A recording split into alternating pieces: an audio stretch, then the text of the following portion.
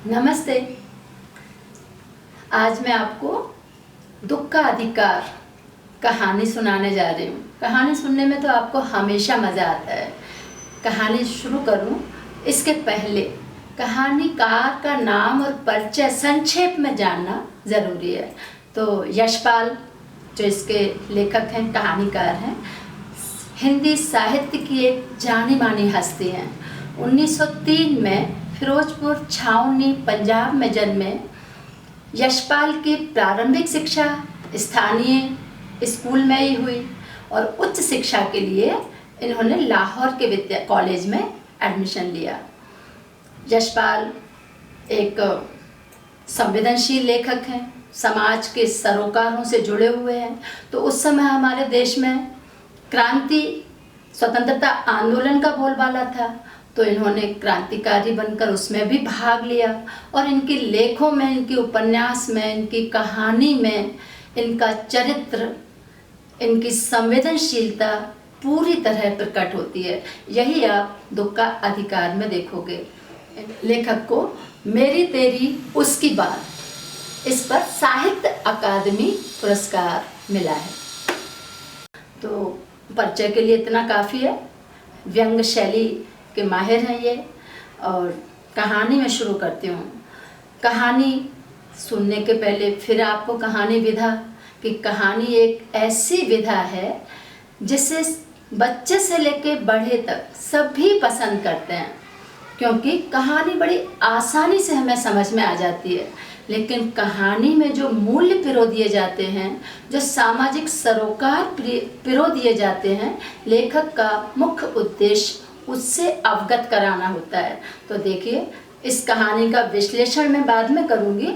आपको बड़े आसानी से सरल भाषा में कहानी सुनाती हूँ। शर्त है कि सुनाने के बाद आप भी मुझे सुनाओगे।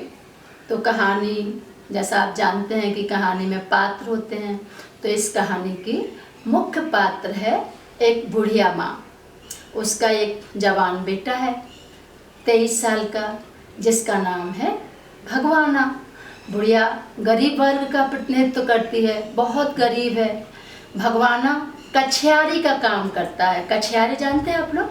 कछियारी मतलब सब्जी भाजी खेतों में उगाकर और फिर बेच कर आना, और उससे जो पैसा होता है उससे वो अपने घर का निर्वाह करता है। निर्वाह मतलब गुजारा करना, रोज की दाल रोटी की व्यवस्था करना। घर में भगवाना की एक पत्नी और उसके 2 छोटे छोटे बच्चे हैं।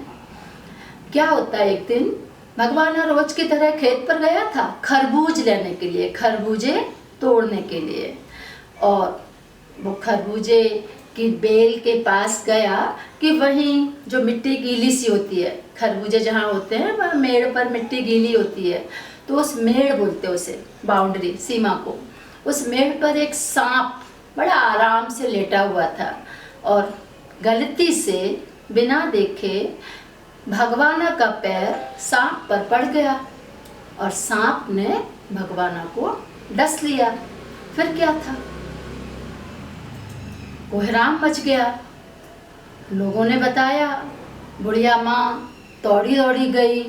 भगवाना को बचाने के हर संभव प्रयत्न किए गए। कौन अपने जवान बेटे को मृत्यु की गोद में समाये हुए देखेगा? घर का वही सब कुछ है, उसी के बल पर घर चलता है। एक माँ है और एक भगवाना है जो थोड़ा बहुत घर के लिए कमाकर रोज का रोज लाते हैं।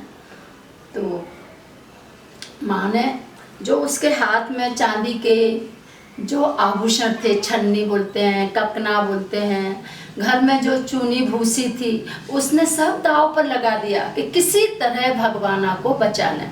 आप जानते हैं कि गांव में मेडिकल फैसिलिटी तो होती ही नहीं है और वहाँ के लोग अशिक्षित होते हैं, इसलिए अंधविश्वास भी गाँव में बहुत होता है। तो उन्होंने भगवाना को झाड़ फूँक करने वाले ओझा को बुलाया। ओझा ने झाड़ फूँक किया, मंत्र पढ़ा, लेकिन भगवाना को बचा ना सके और भगवाना भगवान को प्यारा हो गया। भगवान को प्यारा हो गया मतलब मृत्यु की गोद में समा गया। फिर क्या था, उसके घर में पत्नी लिपट लिपट कर रोए भगवाना। बच्चे बिलख रहे हैं। घर का दृश्य क्या हो सकता है जिसके पिता की असमय मृत्यु हो जाए और वही एकमात्र घर का तारने वाला हो, कमाने वाला हो। ऐसी स्थिति में आप कल्पना कर सकते हैं कि घर में कैसी स्थिति हुई होगी। बूढ़ी माँ है, रो रो कर बेहाल हो गई और घर में जो चूनी थी, जो भूसी, जो भी सामान था वो उन्होंने उसके कफन के लिए बेच दिया। आपको एक बात इधर और उजागर कर दूं कि जो बड़े लोग होते हैं वो आपको तभी तक आपकी सहायता करते हैं, तभी तक गरीबों की सहायता करते हैं जब तक कि उन्हें विश्वास हो कि इनसे हमारा पैसा ब्याज सहित मिल जाएगा। तो जब भगवाना ही एकमात्र अर्निंग मेंबर था उस घर में, उसी की मृत्यु हो गई तो बेचारी बुढ़िया क्या करती। घर में जो थोड़ा सा भी अनाज था, अन्न था, जो उसके बचे हुए आभूषण थे, वो अपने बेटे के कफन खरीदने के लिए, उसके दाह संस्कार के लिए, उसके क्रियाकर्म के लिए उसे देना पड़े। इतनी गरीबी जहाँ होती है वहाँ आप सोच सकते हैं कि एक माँ का दिल क्या होता होगा कि जवान बेटा भगवान को प्यारा हो गया, घर में खाने के लिए कुछ नहीं है। किसी तरह शाम और रात निकली, सुबह छोटे छोटे बच्चे भूख से बिलख बिलख कर रोने लगे और बहू बुखार की तरह, जिसका पति मर गया, उस बहू की क्या हालत होगी, उसकी पत्नी की क्या हालत होगी। वो गरम तवे की तरह बुखार में तप रही थी। बुढ़िया से देखा ना गया। उसने किसी तरह उसकी नज़र पड़ी खरबूजों की टोकरी पर, तो उसने अपने पोतों को खरबूजे खिला दिए। अब बारी थी बहू की, दवा कैसे लाती। तो उसने सोचा कि दूसरा ही दिन है, लेकिन मैं एक खरबूजे की टोकरी लेके बाजार में बेचने के लिए जाऊंगी और उससे जो पैसा मिलेगा उससे बच्चों के लिए खाने की व्यवस्था करूंगी और बहू के लिए दवा लाऊंगी। आप उसके दर्द की कल्पना कर सकते हैं कि कितना अंदर सीने पर पत्थर रख के उसने ये काम किया होगा। अब वो जाती है बाजार में। बाजार में क्या होता है, भीड़ होती है, तरह तरह के लोग होते हैं। लेखक कहते हैं जितने लोग उतनी बातें। बेचारी बुढ़िया खरबूजे बेचने के लिए बैठी है कि अचानक भीड़ में से किसी की आवाज़ आई कि अरे इसके घर में सूतक है, अशुद्ध है ये और सारे लोगों को भी अशुद्ध कर देगी, इससे खरबूजे कोई मत खरीदना। कैसी गंदी औरत है जिसका जवान बेटा मर गया और ये खरबूजे बेचने आ गई। इसको तो केवल पैसे से मतलब है, इसको किसी के दर्द से मतलब नहीं। लोगों के इतने गंदी बातें सुनकर बुढ़िया घुटनों में सिर रख के फफक फफक कर रो रही थी। वहीं उसी भीड़ में लेखक भी थे। चूँकि लेखक बहुत भव्य पोशाक में थे, तो लेखक कहते हैं कि उनसे चाह कर भी वह बुढ़िया का दर्द जान नहीं पा रहे थे। लेखक दर्द तो जानना चाहते थे, पर उनकी पोशाक ही उन्हें बाधक सिद्ध हुई।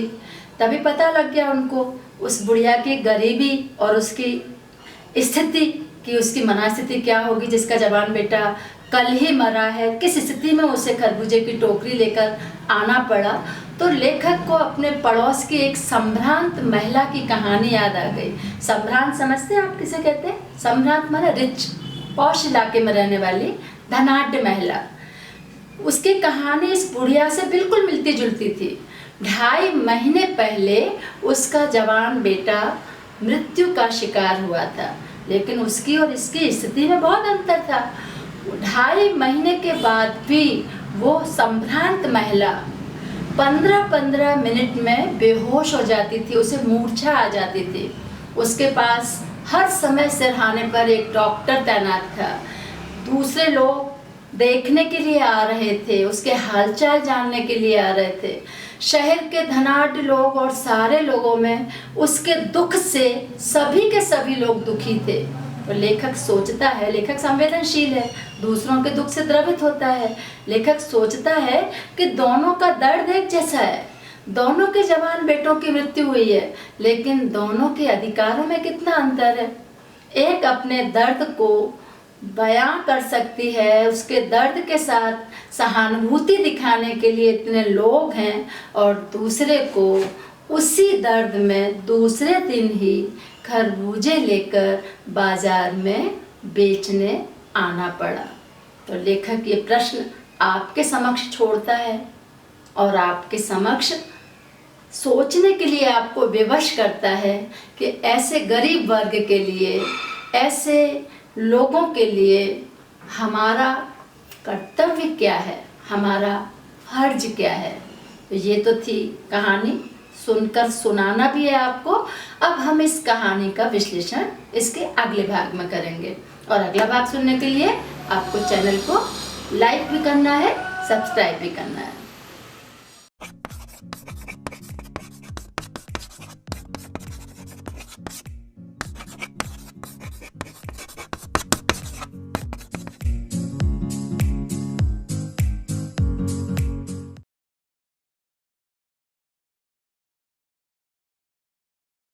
Subscribe now and press the bell icon.